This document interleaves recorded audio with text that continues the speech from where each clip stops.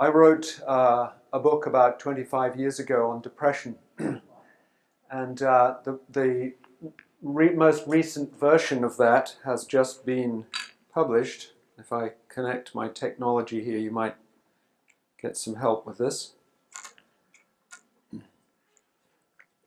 But after that was published, just in the year or so after that, it was almost like the Lord saying to me, "You think you know a thing about depression? Let me show you. You've studied psychiatry and you've been a Christian for many years, and you think you know about these things, and you've counseled many people. And I have worked as a psychiatrist for a while, and then worked in the L'Abri Fellowship, counseling and pastoring for about 14 years in England. And now I teach at Covenant Seminary in St. Louis, teaching people about counseling, both pastors and counseling students. And what happened in the next few years was that my sister died in childbirth, which is a pretty rare thing to happen nowadays. My wife got cancer. Thankfully, she is being completely cured from that. My father-in-law died. My brother-in-law, after his wife died, 3 years later, on the anniversary of her death, he took his own life. And so it went on. There were difficulties in work, difficulties in relationships. I was in positions of leadership and responsibility, and I was gradually sort of dying on the vine, if you know that expression. I was burning out, and I began to spiral down into this dark place that I'd never been to before.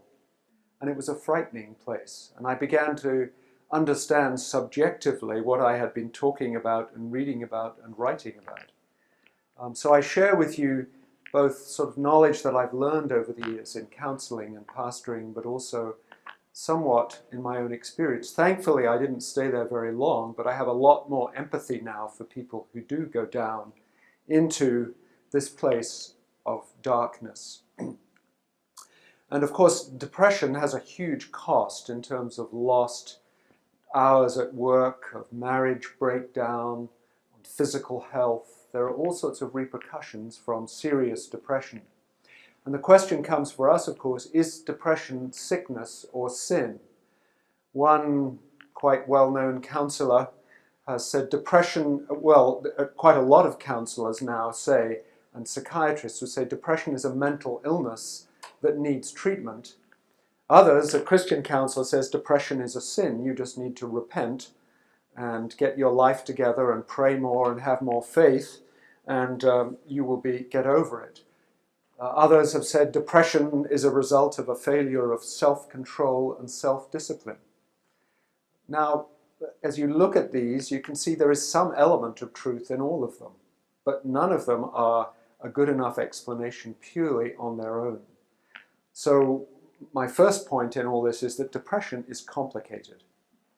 It's the end point of the result of many different factors in life. And there are many different, for each individual of you in this room, if you get depressed, I guarantee each of your stories will be very different. But you may end up at that point of being quite seriously depressed. We talk about an epidemic of depression, and I think that's partly true, that there is an increase in depression, but it's partly just that it's being diagnosed a lot more now. And also the pharmaceutical industry funds the research, and they want everyone to be diagnosed so they can sell their pills to you. This was a New Yorker magazine cartoon, and the caption is, "No wonder you feel good. These are loaded with antidepressants." Now, there's also been an epidemic of depression in young people. More and more young people being diagnosed with depression. And is that a real epidemic, or is it just that more are being diagnosed? That's a big question that we are not completely sure of.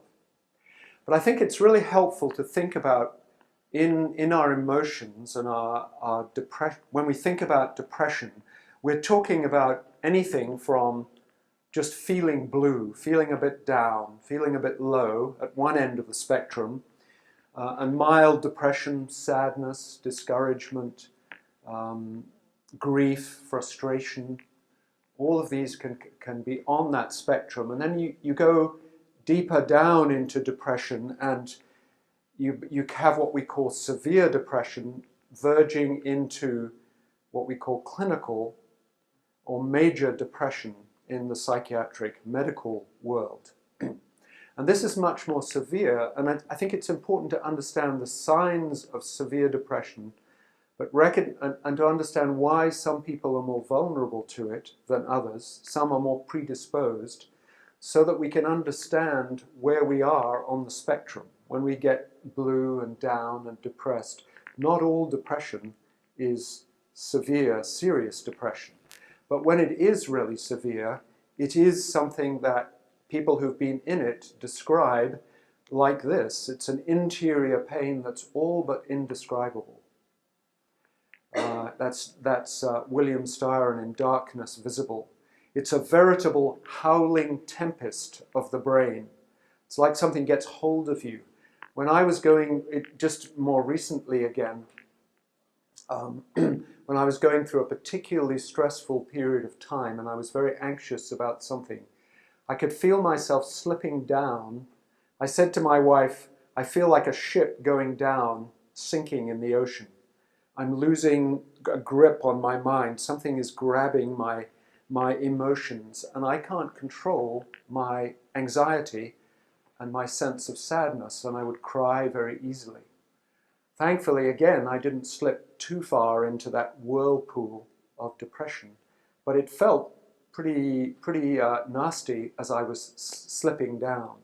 And of course, some people get to the point of being so depressed that they think of committing suicide.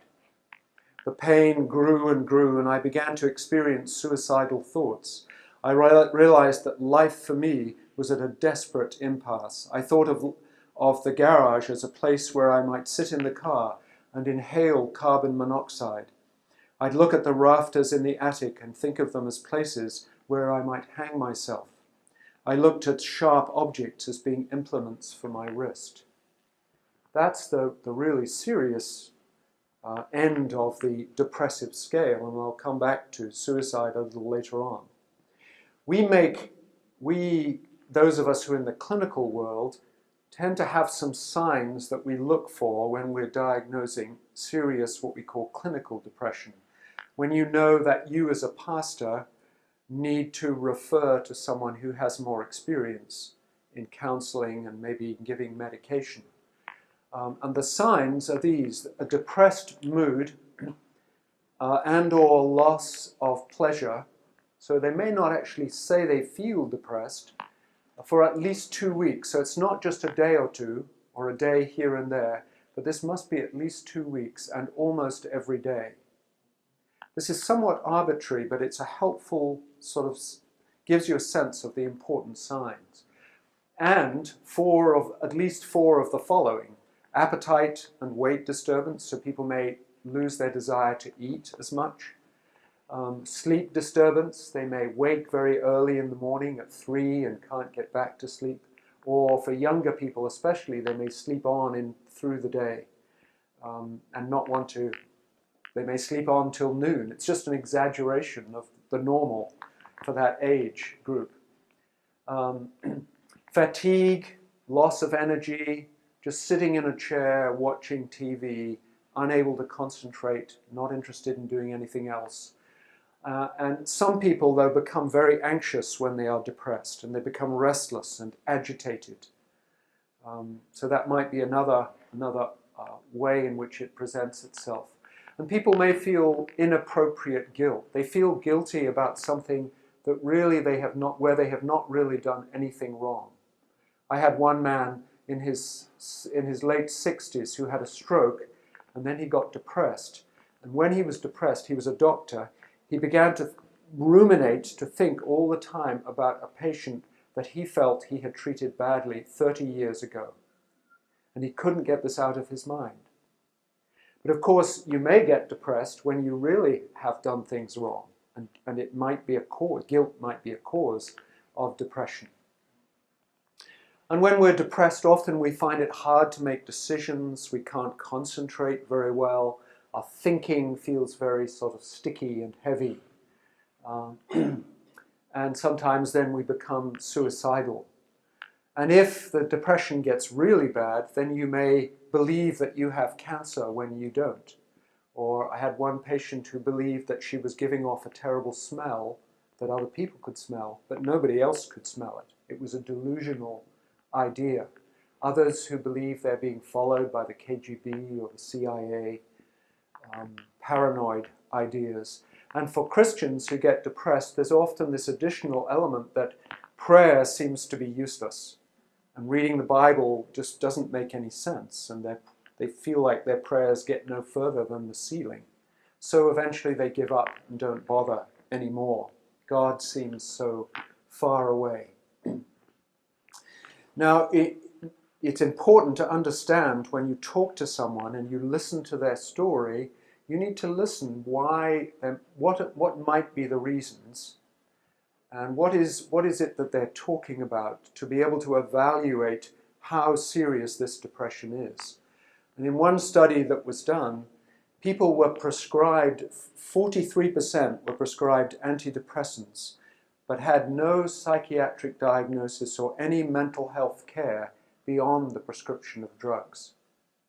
So if you go to a general practitioner with depression, you're very likely to be prescribed drugs after a 20-minute interview. And he'll probably not want you to come back again. That's bad practice because people really need to, they may not need the medication, and B, they should be followed up, because the best treatment for depression is antidepressants and talking to someone and counseling. So why is it that women seem to get depressed twice as often as men? This is partly that men and women express depression differently. So it may be that women talk about depression more. And I'll come to that in a moment. But I think that women are genuinely more vulnerable, more predisposed to depression, partly because we see that they're more predisposed to this in puberty and around childbirth and at menopause, when hormones are obviously changing. The men don't have to deal with that. Women tend to be more sensitive in relationships and to the loss of relationships. They have experienced more abuse than men, and they tend to experience more cultural oppression. And obviously in some cultures we see that very extremely. A lot of oppression in India and many Muslim cultures. And women tend to express their sadness openly, with crying, with feelings of worthlessness, talking about guilt and shame, whereas men they might withdraw. They've lost interest in their work or their marriage or their children.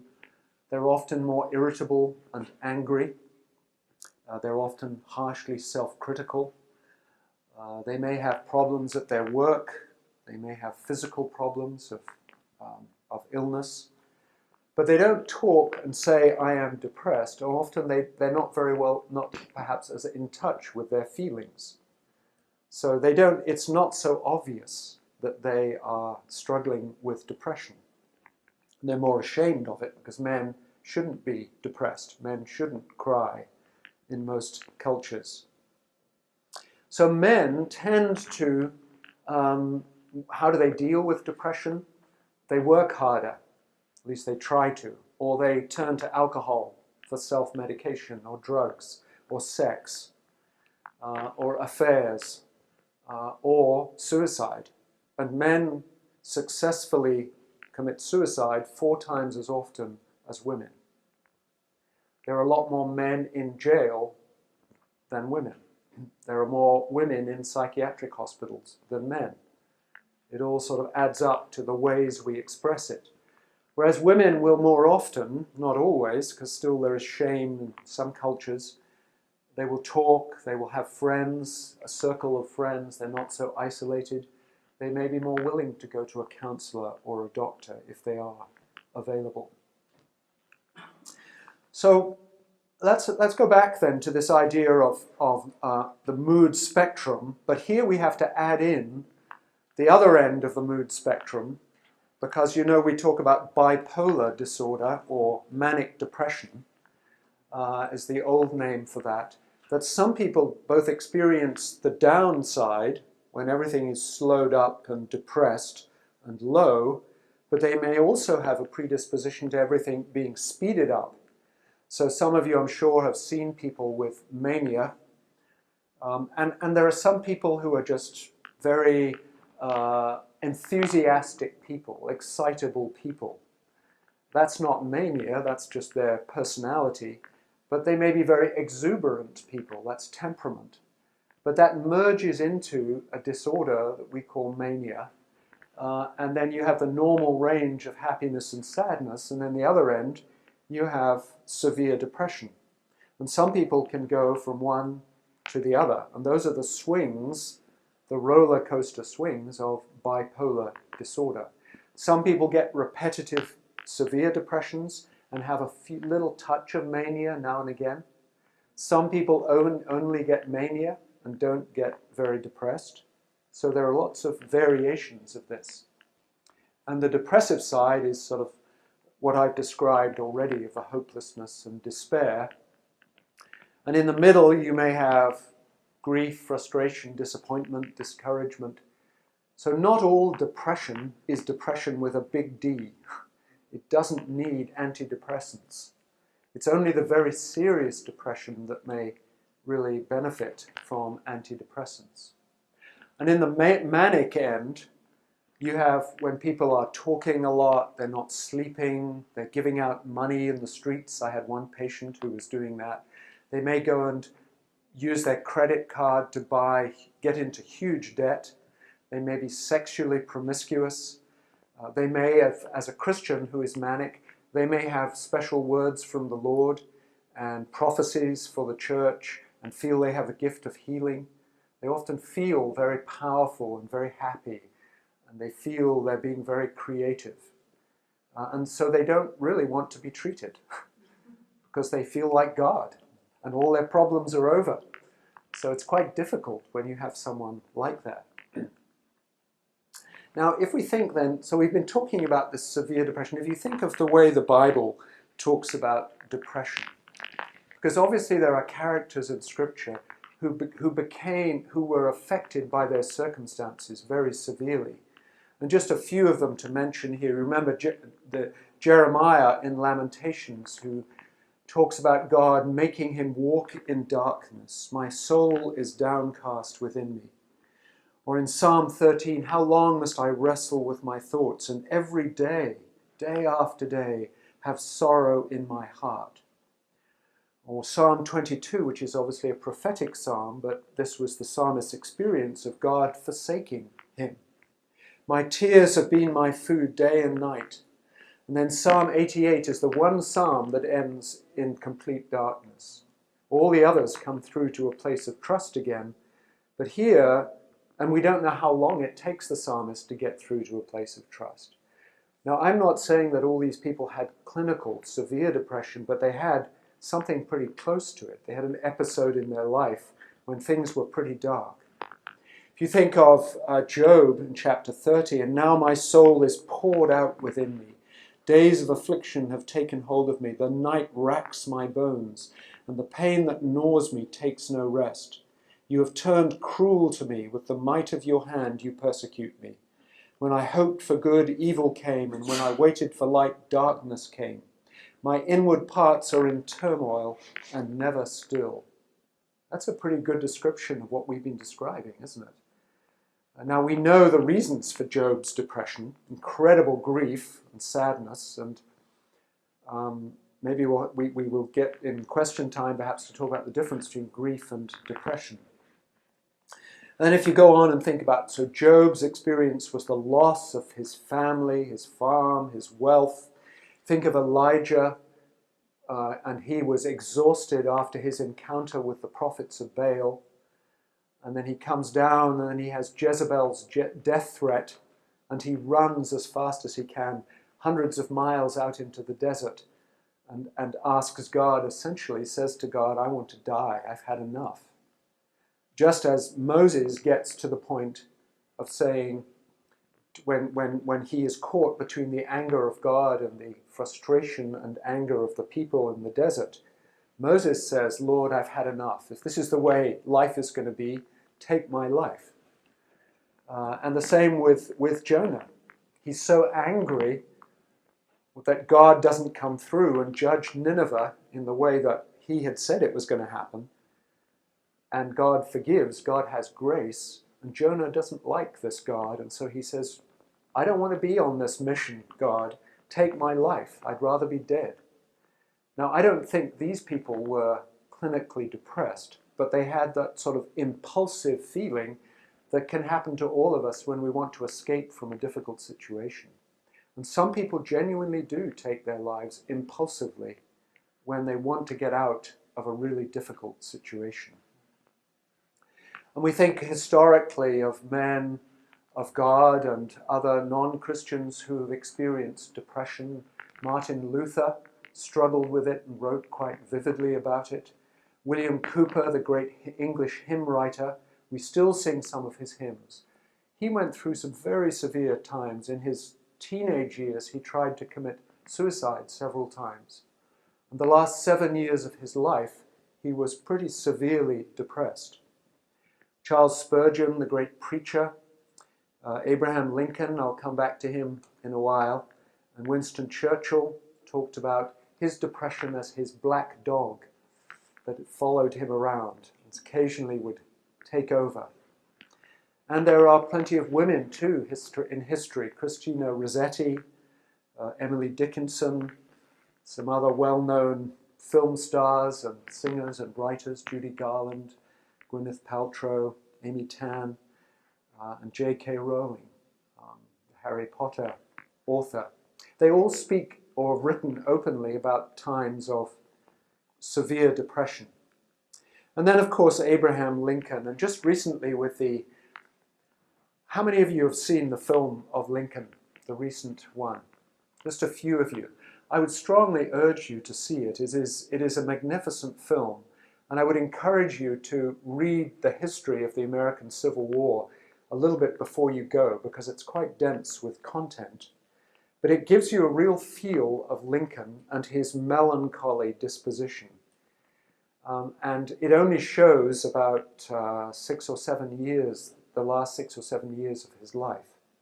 But it's really intriguing to read about his life and see how he fits this picture of pretty episodes of severe depression and some of the predisposing causes.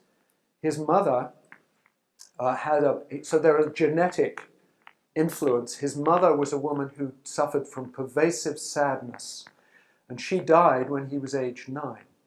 So two things: there's a genetic predisposition, there's a loss of a very significant person in his early years.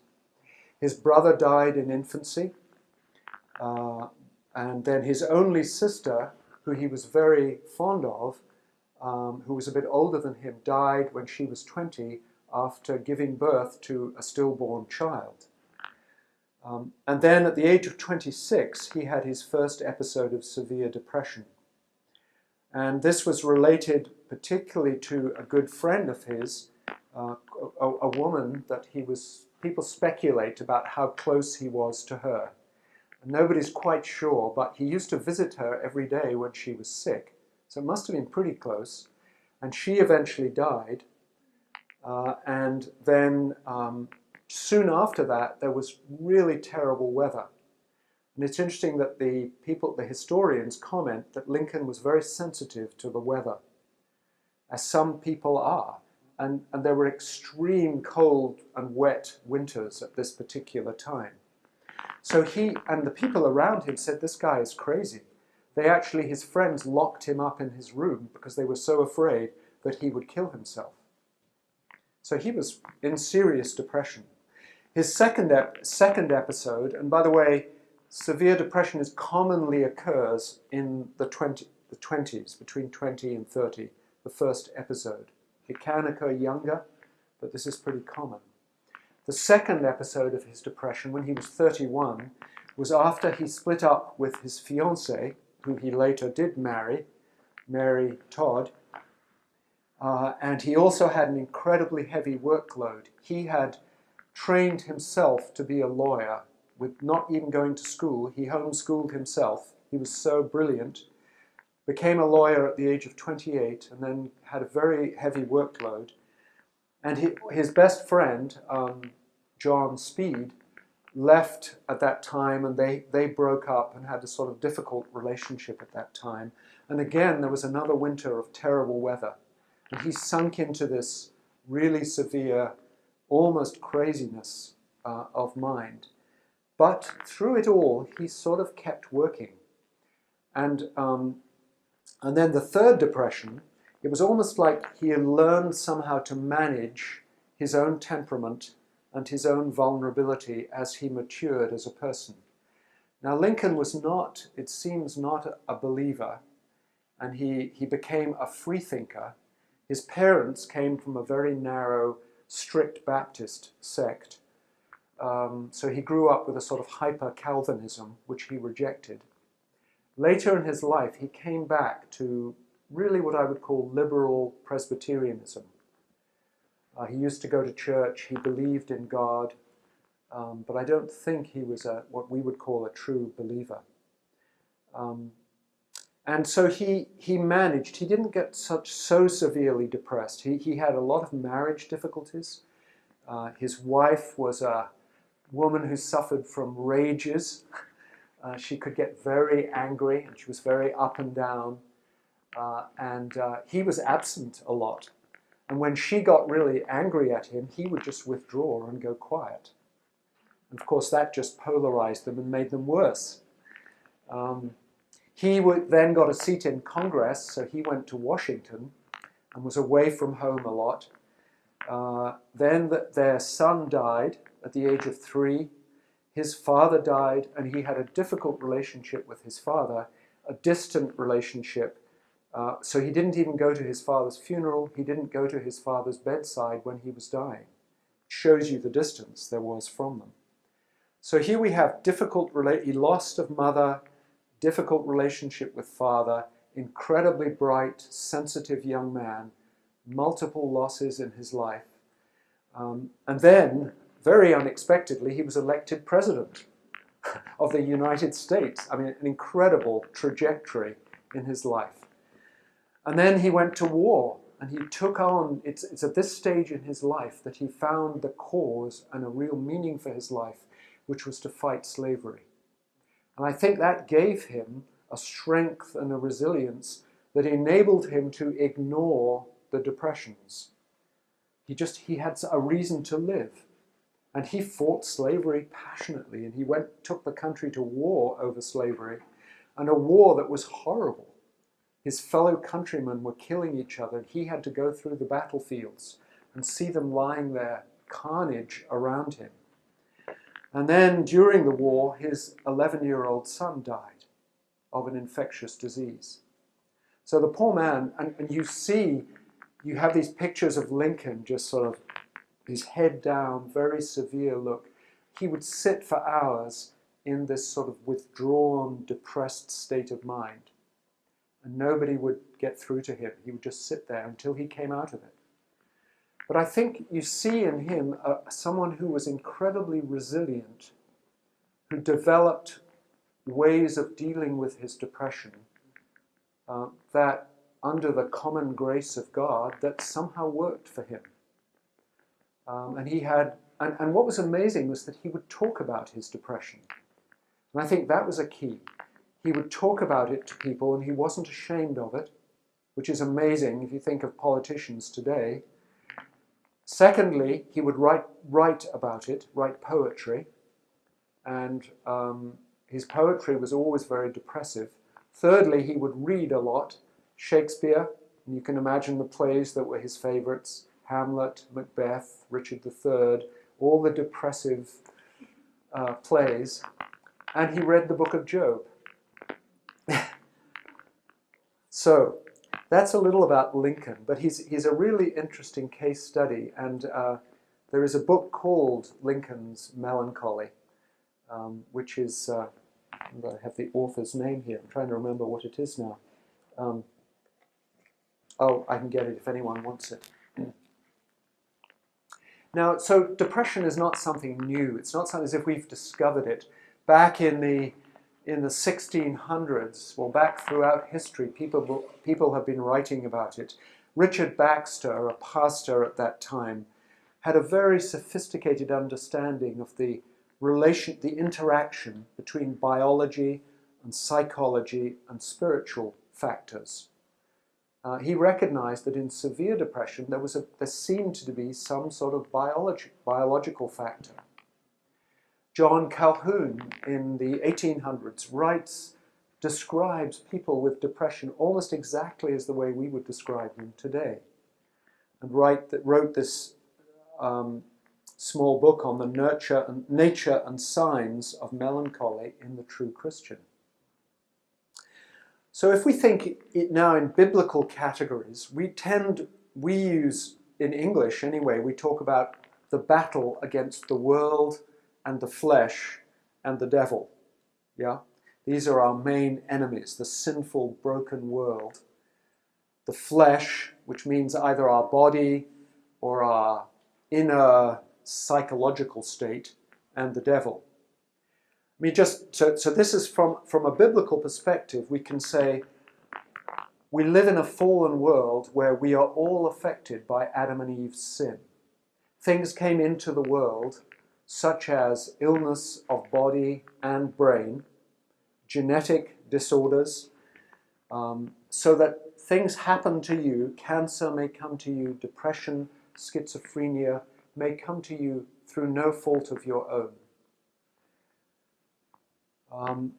We also live in a sinful world where you may be the victim of other people's sin.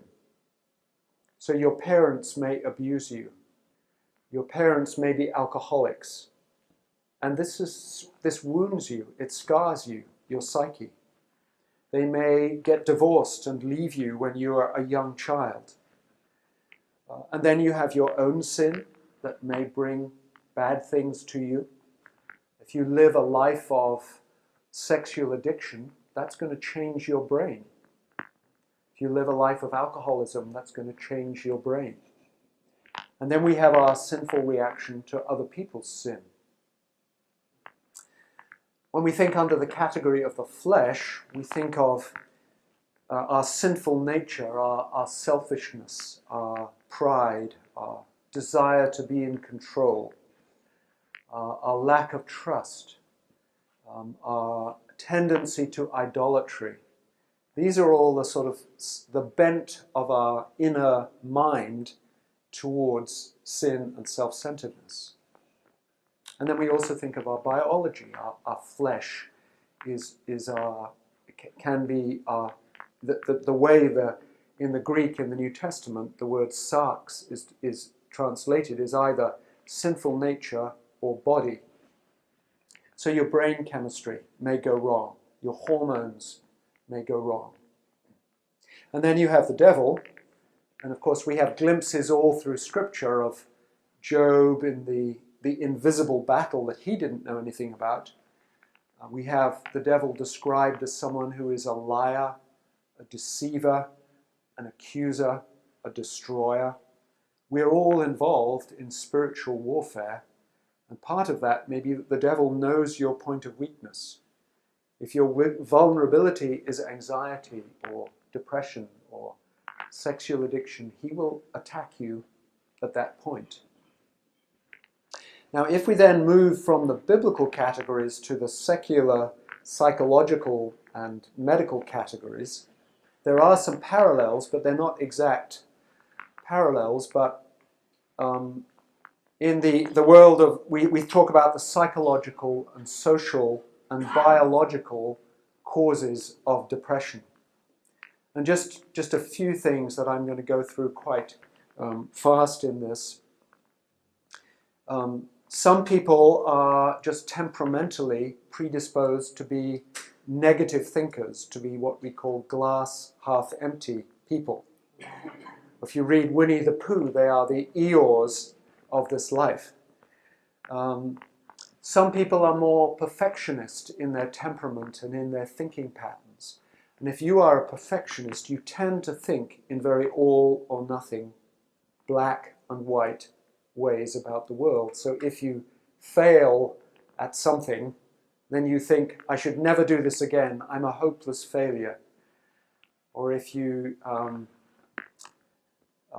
and perfectionists tend to need to be in control of life.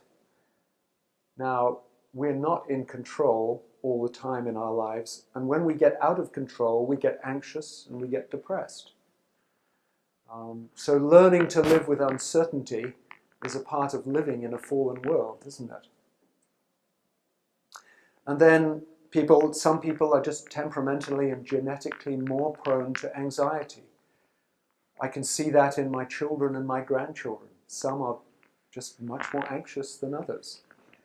Some are more pessimistic, as I've said. Some of us tend to repress our anger. We don't know how to deal with anger very well. We stuff it all inside. And that can be a cause over the long term of depression. And then the other things I mentioned of self-centeredness and pride and envy. Now when we are doing counseling, or when you're doing pastoral care, these are the areas that we tend to focus on, don't we? We talk about how people deal with anxiety, or how they are dealing with anger, or pride, or envy. So this is part of the sort of the talking treatment, and also helping people to be aware of what their temperament is. You have to learn to live with your God-given temperament, both how it is created and how it is fallen from its original intention. And then there are things that happen sociologically, in other words, things that happen to us. You may be a child of divorce. You may have suffered abuse or neglect, or a life of chronic stress, or you may, like Abraham Lincoln, have losses in your early life of people, important people, or you may lose your house because you can't afford to keep it anymore. You may lose your job. You may lose all your money in the stock market. You may lose your dreams, your dream of being a doctor or a lawyer or a rich businessman or a pastor, and have to let go of dreams. So losses are a big part of a cause of depression. How we deal with loss is a really important thing to learn in life. How we deal with failure is really important in life. And then having some sort of meaning and purpose in life is really important too. And I think for Abraham Lincoln, he was just finding his purpose in being a lawyer and then a politician, and then eventually this incredible fight against slavery that he got involved in. Now the suicide statistics in the United States show this peak in old age, so over 75, over 70 it goes up. There's also a peak in midlife, when I think people are facing, what have I done with my life? What's the meaning of my life? As they look back and they look ahead. Certain countries are more vulnerable, so the red countries here are the ones that have higher rates of suicide. So in particularly the countries that have been more atheistic, in Eastern Europe and Russia, there is a much higher rate, and Western Europe now is going up. Now again, some countries it's hard to get accurate statistics, but just because we're in Europe right now, and you may be interested, the UK has 9.6 per 100,000. the Russian Federation, 39 per 100,000. And then Serbia has had a recent steep rise in the mid-years of 65 out of 100,000. So that's a lot of people committing suicide. In average, over the average in the UK, it's about 1 to 2% of the population who commit suicide. That's a lot of people. And men 3 to 4 times as often, as I mentioned earlier, and women attempt suicide 2 to 3 times more than men, often over relationship problems and difficulties with loss, and in a sense asking for help with that.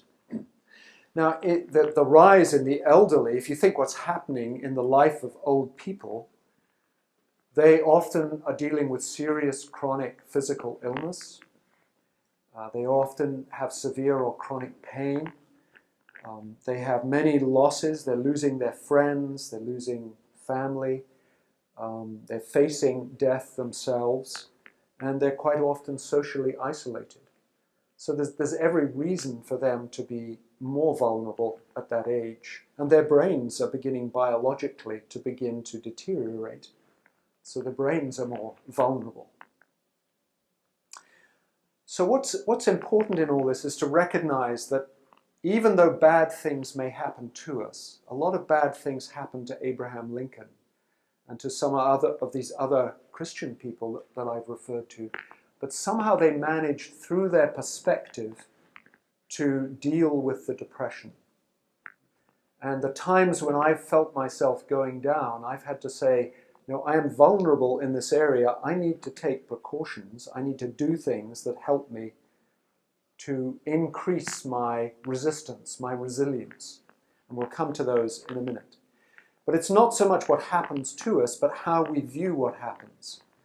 And those who are depressed tend to notice negative things a lot more than non-depressed people.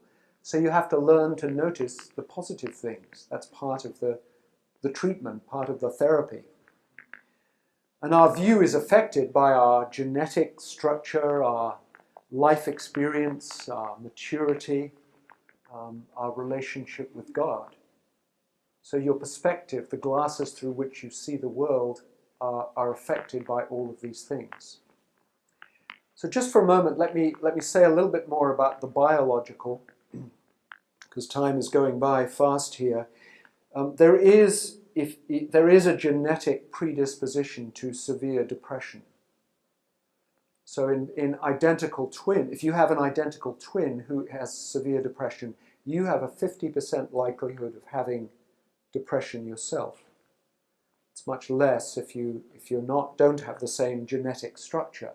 And even in children who've been adopted into other families, if their biological parents have depression, they're more likely to be depressed, even if they're adopted at birth, than their adoptive siblings.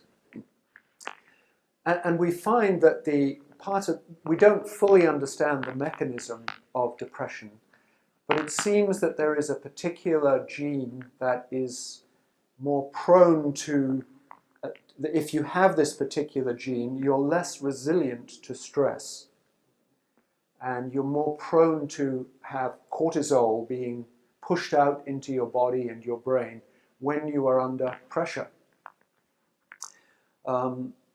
So your genes, your temperament, the anatomy and physiology of your brain, and in recent years we've been able to see more what is going on in the brain, and we know that certain areas of the brain are either overactive or underactive when we are depressed. So that there's higher activity in the emotion-related parts of the brain and lower activity in the thinking parts of the brain, which fits with what you experience when you're depressed. When you're depressed, you're more emotionally sensitive, and you can't think as well. and you tend to ruminate. In other words, go over and over things in your mind. And those are the parts of the brain that light up in people who are severely depressed. Now, our understanding for a long time has been that the chemicals, these red dots here, going across between the neurons of the brain, between the nerve endings, in depression, that this chemical, the neurotransmitter, is down, is depleted. So you use the antidepressants to increase the neurotransmitter. We also have discovered in recent years that the antidepressants also have a function of creating new neurons and increasing the activity and the connections of the neurons. And it's been found that in rats, that increased exercise and stimulation from the environment has the same effect. And one of the best self-help things you can do for depression is exercise. Certainly for myself, I exercise regularly because it keeps me from going up and down in mood. Now, so we have 3 generations now of antidepressants. And antidepressants are helpful in severe depression. They don't act a whole lot better than a placebo. You know what I mean by a placebo. They don't act better than a placebo in mild and moderate depression. But placebos have a pretty powerful effect in depression. So people like taking pills, and when we are told this will help you and get better, whatever technique you use, whether it's giving a pill or laying on of hands and praying, people tend to get better. Now, I'm not diminishing the value of God working in people, but we are very prone to respond to suggestion. It's just the way we're made. But pills are helpful, antidepressants are helpful in really severe depression. They're better than placebo.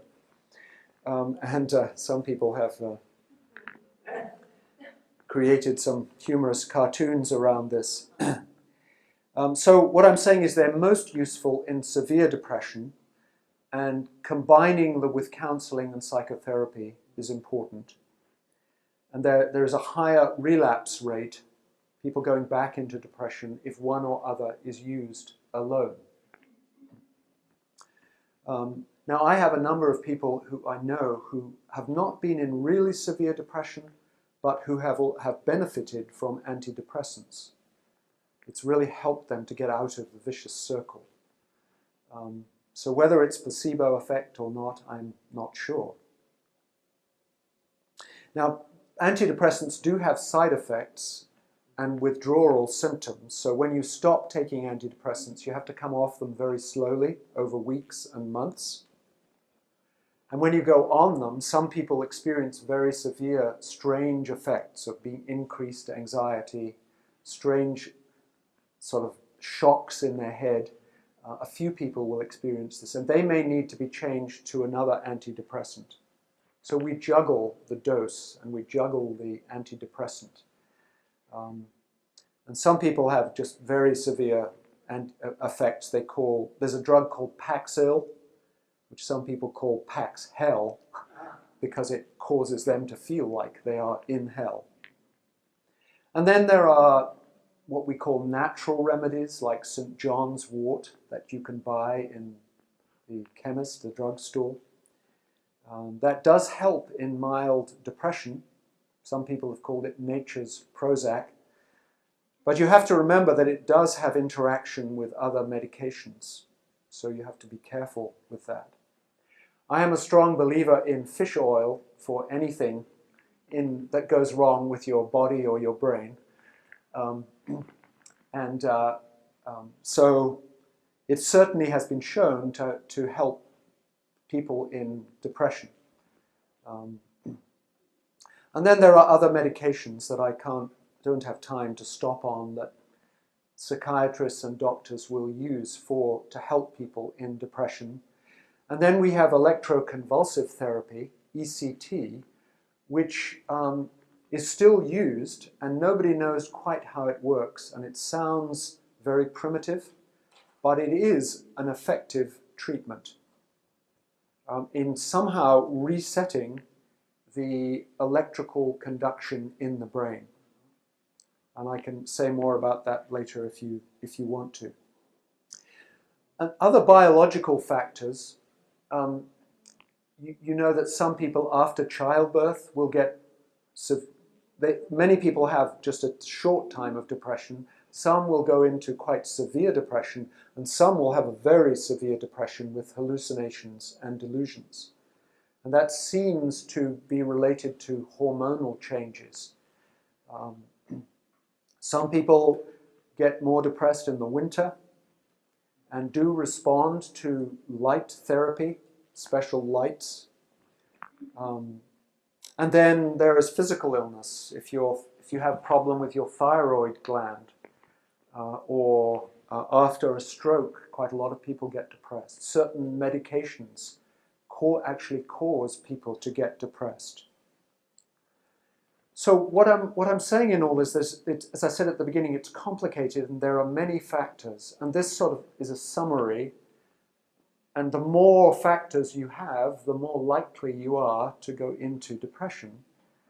And the more you can learn to work against the particular area of vulnerability that you have, the better. So how do we reduce our vulnerability, reduce our predisposition? Just briefly here. We can learn to talk to ourselves.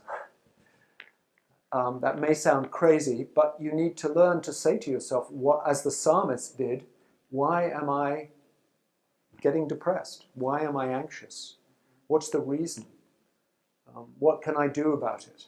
And then maybe talk to God in prayer, to talk to a friend, if necessary, if it gets more serious, to a pastor or a counselor. You need to learn to live with the normal full range of human emotions. Some people, if you've grown up in a family where there is alcoholism, you often don't understand your emotions very well because you've blocked them. You didn't know what to do with them. Life was so unpredictable that you would repress anger, you would repress shame and guilt and sadness, and only as you get older does it begin to come out, and it might come out in depression.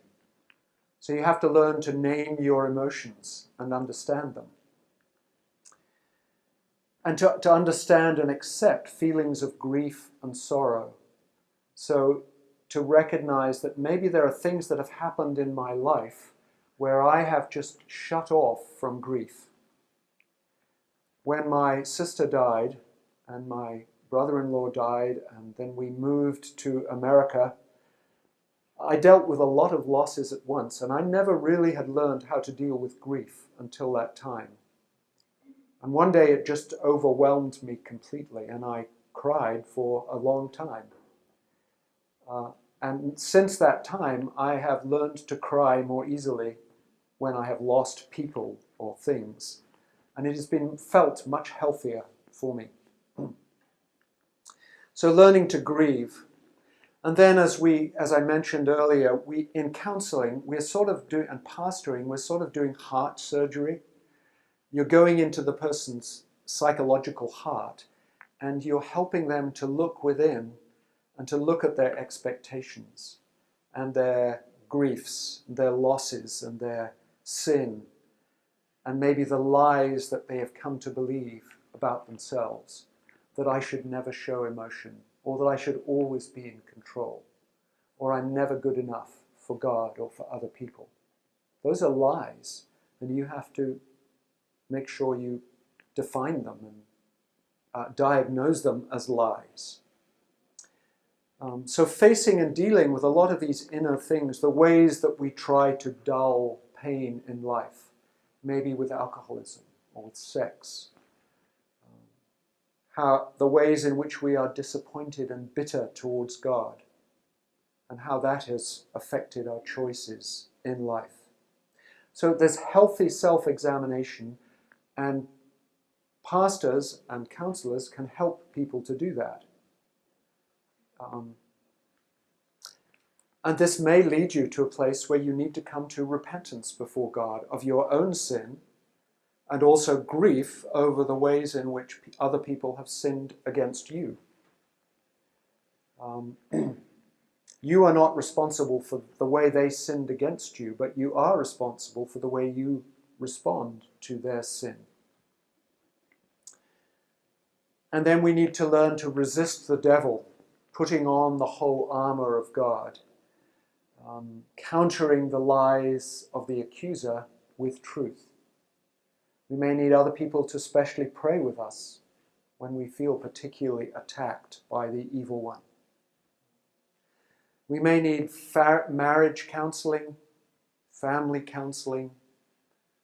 We may need counseling help in the leadership of the church, because quite a lot of church leaders get depressed. They get burned out. They are perfectionists and they drive the rest of their team in that way.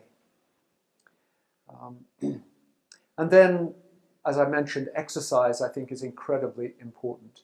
These are what I call the common grace remedies, beyond the biblical remedies, but the way you eat. If you eat junk food, you eventually poison your brain. If you drink too much alcohol, you poison your brain. If you don't get enough sleep, that is going to make you more pessimistic and irritable. And maybe you need a little extra help with fish oil or vitamin D or other things like that. And you may need medication. If you are severely depressed, medication has value. And you need to work with the doctor to find the right antidepressant and the right dose. And realize you may have to be on it for not just a few weeks, but maybe 6, 12, 18 months. And a few people who suffer from repeated depression maybe need to be on medication their whole lives. Especially with bipolar, manic depression, you need to be on antidepressants and lithium, which is a mood stabilizer, for the whole of life. And then, of course, not just medication, but meditation. And this takes us into our own relationship with the Lord in understanding who we are, as we learned last night from Glenn Harrison, that we are deeply loved, that God delights in us, and He has given us a calling and a purpose in life. To live by His instructions and to delight in His love of us. So this big picture perspective gives us the framework for life. And then, of course, prayer. As you come up out of depression, you are able to pray again. And care for others, not just being self-focused, but reaching out to help others who are worse off than yourself, is a very important thing. And then finally, I think what brings hope and healing in this is in all of this, we're learning to retrain our brains from the negative, depressive habits of thinking and feeling. And we've learned in recent years that you can actually change the brain by what you do and what you think. So our minds are being renewed. We're pushing back against the fall. We're being sanctified. The image of God, Christ-likeness, is being restored in us. And we also have to learn to groan for glory. This is the future perspective of recognizing that, as Paul talks about in Romans, he says, we and the whole creation groan, waiting for the day when Christ will return and renew all things. I say to my students who are learning to be counselors, you have to learn to be a good groaner. You have to know how to weep with those who weep and rejoice with those who rejoice. So patience, hope, that perspective on suffering. Some people will be delivered miraculously and quickly from depression. Some people it will be a long, hard journey out of those dark places of life. But we can have confidence that God is for us in this and not against us. You remember how Ruth actually Naomi, in the story of Naomi and Ruth, after she lost so much, she lost her 2 sons and her husband, came back to her homeland, and she was bitter, saying, God has taken all this from me. But slowly, gradually, he restored things to her, just through ordinary events in her life. So we in this life live with sorrow and joy at the same time. Sorrow that we're in a broken world where we suffer, and joy at the fact that Christ will return and even now is giving us the beginnings of healing, even though we may not experience the fullness of that healing.